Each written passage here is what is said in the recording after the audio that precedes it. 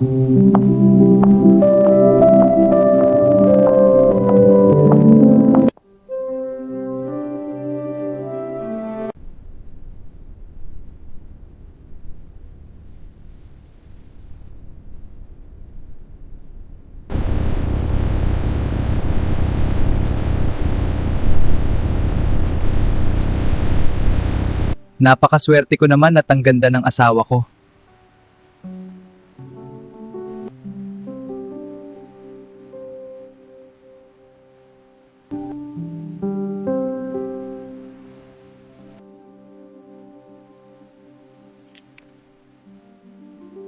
Iha, tanong ko sana kung alam mo kung saan ang bahay ni Maribel. Ang sabi kasi sa akin nandito daw banda.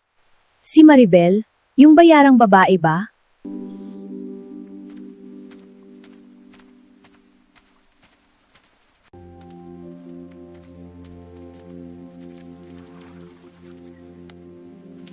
Maribel, anak, ilang araw na kita hinahanap. Maayos na ang bahay natin doon, anak. Pinaayos ng kapatid mong si Asha. At si Alex pag-graduate na ng kolehiyo, kaya tara na anak, doon ka na lang sa atin nang maalagaan kita.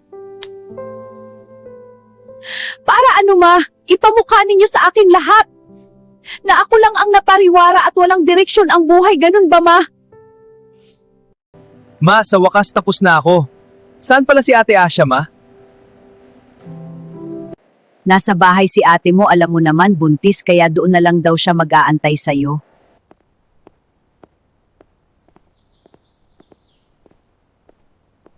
Ate Asha, ano ate, tingnan mo ako, nagbunga ng sakripisyo mo para sa akin. Salamat ng marami ate.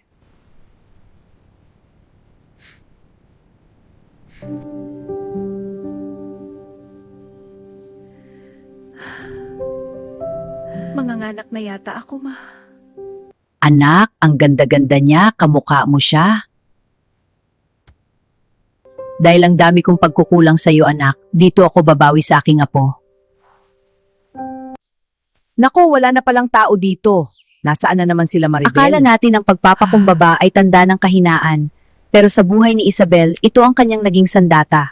Ilan ng lahat ng hirap at mga taong lumisan. Niya sa atin na ang tunay na pagmamahal ay hindi napapagod maghintay at hindi naubos ang pag-asa, tulad ng patuloy niyang paghahanap sa nawawalang anak.